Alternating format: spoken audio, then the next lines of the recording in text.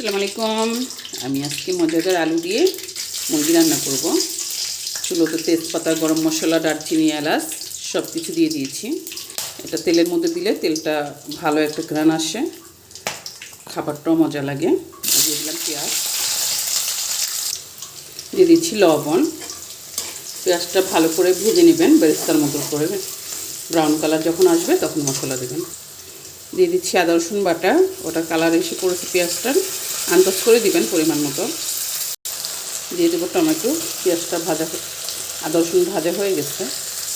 দিয়ে দেবো মরিচ, হলুদ, ধনিয়া পাউডার, জিরা।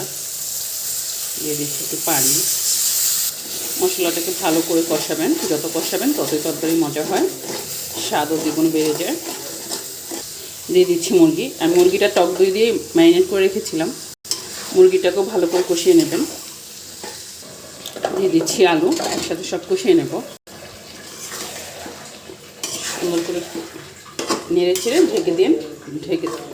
ভিডিওটা ভালো লাগলে অবশ্যই একটা কমেন্ট করবেন, একটা লাইক করবেন, ইউটিউব চ্যানেলটাকে সাবস্ক্রাইব করবেন, পেজটাকে ফলো করবেন।